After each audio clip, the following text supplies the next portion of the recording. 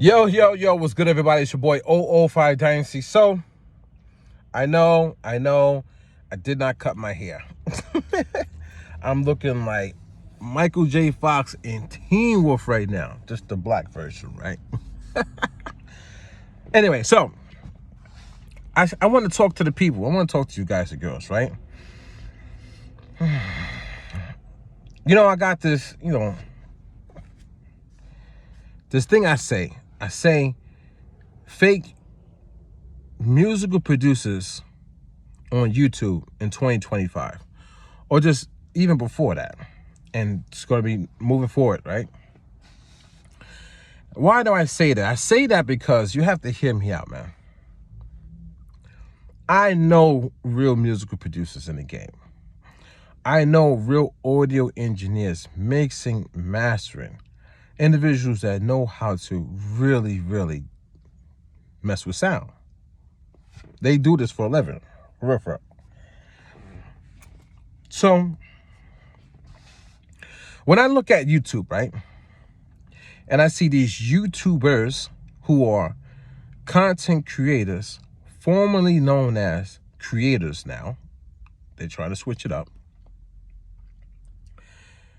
They come online, and I'm telling you, man, they do the cinematic rooms, lighting, cameras, all that stuff, filters over the lenses, right? Good mic. And they start talking, making themselves seem bigger and better than you. And they give you a little bit of information that might have helped you with making a beat. Maybe it's like twisting a knob this way or whatever, right? Something they gathered from messing around with one of these devices. And you, in return, start to like them. And when you start to like them, you gain an emotional attachment to them. And then also, some of them, you'll gain even more of an emotional attached to them, because they might have status in the game. Like they might have gotten a placement or a couple placements, or lucky placements, right? You guys put placements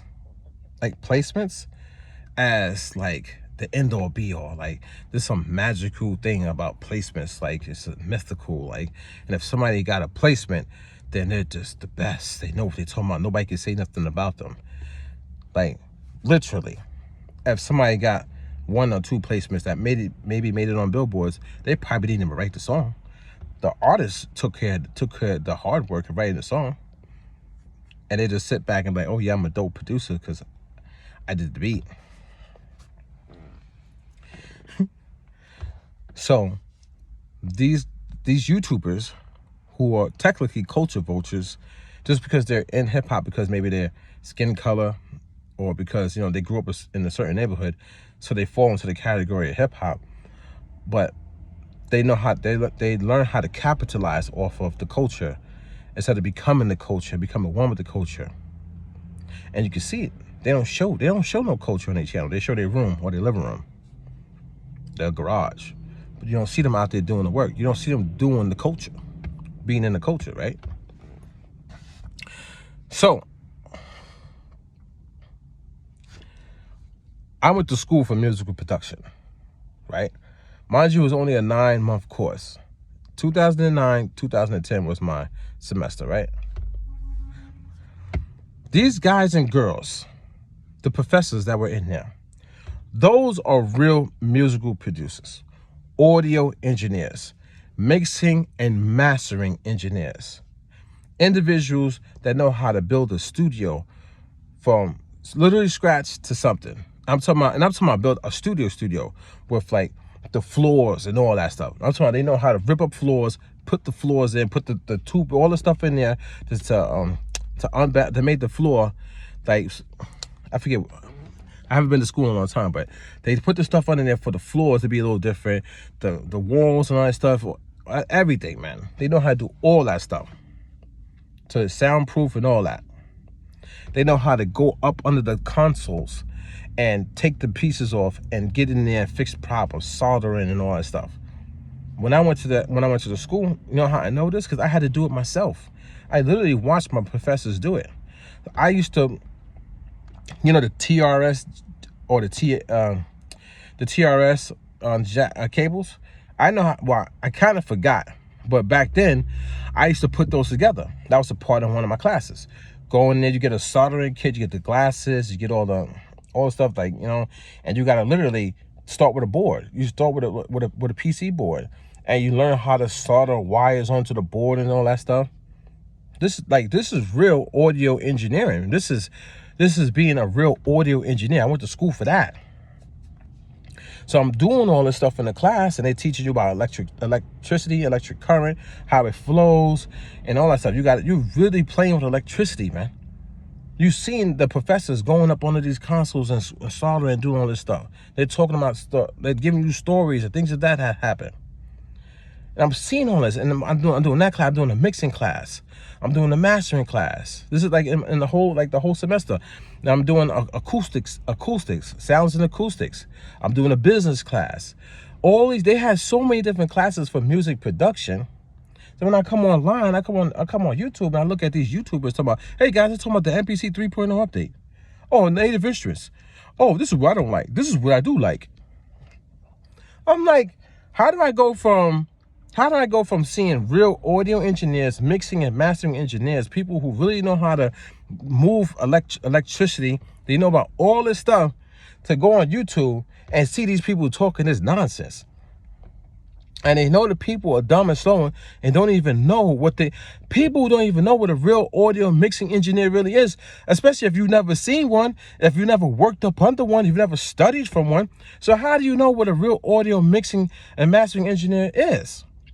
By looking at a YouTube video, you're not going to get that. By being in the field, you're going to get it. That's why they always say, intern, go somewhere and work, learn. These guys know that they can make money off of you.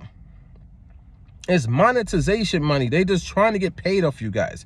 But you have such a bias because they taught you how to turn a knob, or they taught you how to find, like, oh, where the automation is. Or, oh, you having trouble with removing the automation? Or here's a couple of ways of removing the automation in NBC. Then you love them. You subscribe to them and you love them forever.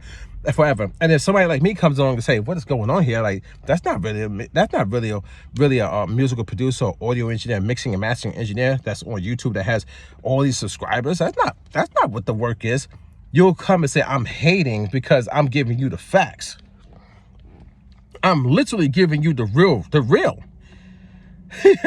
You see how crazy this game is, guys? Mind you, I went to school for music, but when I went to school for music, a lot of that stuff, it's hard. Music production is harder than what you guys know it to be, and what you think it is. Because the music production that you're seeing on YouTube is not the real music production in the industry. So when I went to school for music production, a lot of that stuff didn't sink into my mind. At the time, it was hard. And I have the type of mind where it takes a while for stuff to gradually sink in, and then I'll get it. That's why my mixing sounds better today than it did 10 years ago, or maybe even 2 years ago. Even like 2 years ago, I was still mixing bad because I didn't understand the concept fully. The beat that I just made yesterday, the day before yesterday, I just off of just the way I leveled the sounds, and I went in there and I started to tune stuff to be in the same key as the main melody. Now that one beat without any mixing, no reverb, no tremolo, no chorus, no panning, no special effects. No, I didn't run it through the SP44 Mark II yet. I didn't do nothing. I didn't run it through my outboard gear. I didn't run it through the analog heat, nothing. I didn't give it no analog grid, no nothing yet. I didn't do nothing to the beat, but it sounds dope. People already tell me, though, that shit sounds crazy, because now I understand music. I understand the first stage of recording, getting the stuff from a great sound source. Number one, your first sound source needs to sound good. So my rolling keyboard sounds good. Recording it out into the MPC, so it's hitting those ins and outs already. So it's already getting a little bit of that analog grit from the ins and outs. Getting into the MPC, make sure everything sounds good mono first. Now down the center, without even panning it. Tune everything so it all's in the same key, so it's not out of key and out of whack, and it doesn't look bad. It doesn't sound bad, or it doesn't sound off a little bit. And then do a great, like, first rough draft, like, beat, And once I did that, I started writing a song, like lyrics and stuff, because I'm like, I already got 25% of the record done. Now, when I finish writing on the lyrics and the words and stuff like that, what I'm gonna do is I'm gonna go and finish the beat, and everything's gonna be cohesive, mixed. I'm talking about mixed to the T. Reverb, all this stuff, and I make sure that there's no bottom end on the reverb. It's like that nice crystal. So I'm gonna have to get the reverb for whatever sound it is. I'm gonna have to put it on its own track. I'm gonna have to make sure I cut out the frequencies of the reverb that I don't need. Make sure it's only a little bit nice, airy style that goes along with all this stuff. I get it now. Before, I was muddying up my tracks with reverb. You can listen to, you go back, I tell you guys, I'm very transparent. You can go and listen to my tracks, it's muddied up reverb. Now I know, and my mixing is way better. But it's not even about the mixing, it's about the fundamental understanding of music production. From the very first time you start recording until you get to that mono sounding good track, and then you pan it out stereo, and then you start going with the flow. I understand it now. I didn't understand it as much as I did. I didn't understand it maybe a year ago, maybe 6 months ago, that the way I understand it now, right? But that's because that's how my mind works. It takes a little bit while for stuff to click in. So I understand the whole bias things with people coming on my channel hating, because it's going to take a while for this stuff to click in, for them to understand that these YouTubers who are musical producers who might have got a placement, was you put it as status over everybody else, was that's not status to me. The people who don't have placements, the audio engineers, there's some audio engineers that I learned from in the game that don't have placements, but they just love music. They've been around it all their life, so they know what they're doing. Then there's audio engineers that when I went to school, that they have tons of placements, and their placement might be like one of them, Steve Eiger, right? So if I remember how to pronounce his name, he got placement for mixing. He was the mixing engineer on Beverly Hills Cop soundtrack, and there's a couple other stuff, right? Mixing. Was he mixing the recording? I think he was the recording engineer. I can't remember which one. I think he was the recording engineer, but he got plaques. He got a plaque, like was it platinum? A platinum plaque that was sitting in my school when I went to school at IAR. It was in the hallway. It was sitting there for what he got for working on that album. You know what I'm saying? He's not a beat maker. Wasn't a beat maker. So it's multiple ways that you could be, I guess, quote unquote, in the game and gain status even without even being a beat maker, guys. So anyway, he did it. There's a lot of my teachers right now that are still in the game, and they're winning Grammys and stuff like that. But the key part about those guys is that they will never use that as status to tear somebody else down. Oh, where your stuff at? They will never say that, man. They'll say, do you need help with anything?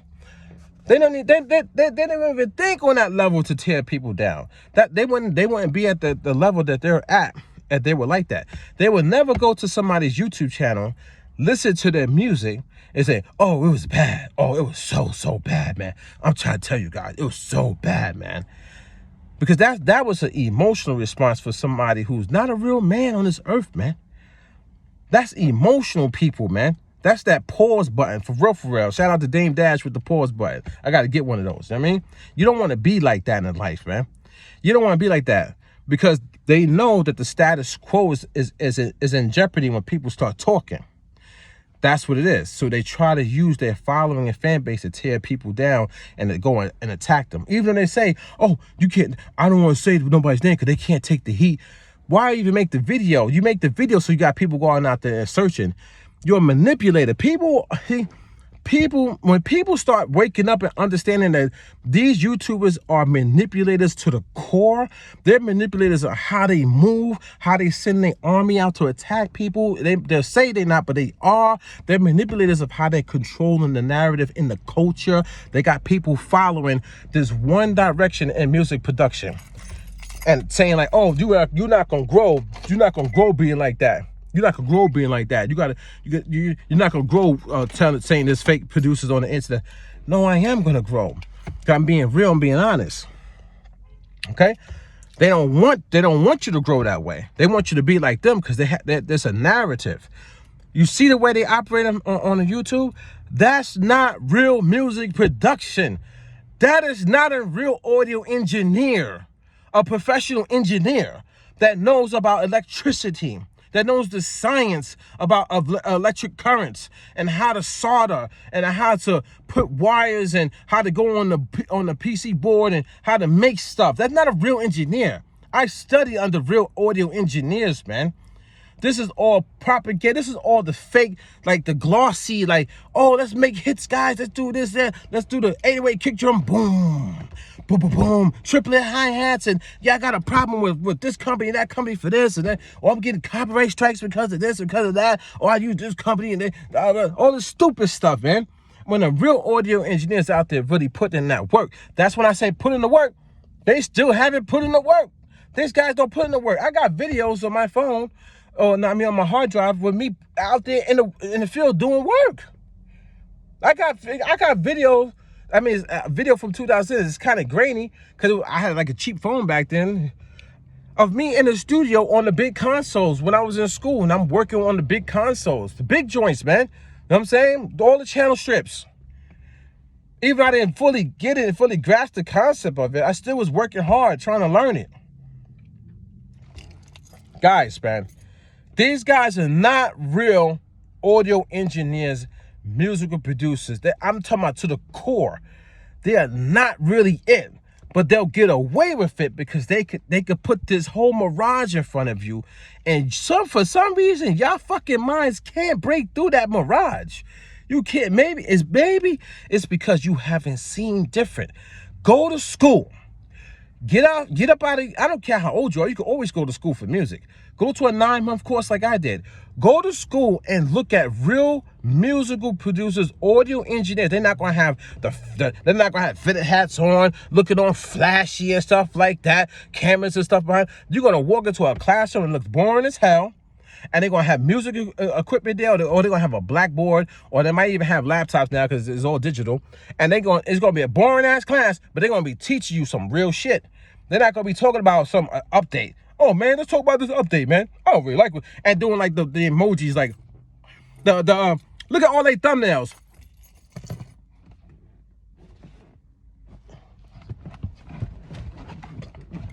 These are all these guys' thumbnails. Fucking. This your boy 005 Dynasty. Don't forget to Google me. Don't forget to hit me up on Instagram. Don't forget to follow me on YouTube if you would like. You do not have to. Friendly reminder, because people forget, because my videos tend to go long. This your boy 005 Dynasty. I'll catch you on the next one. Go to school, man. Learn from real audio engineer musical producers. Trust me on that. And you're going to come back to YouTube and say, wow, 005 Dynasty was right.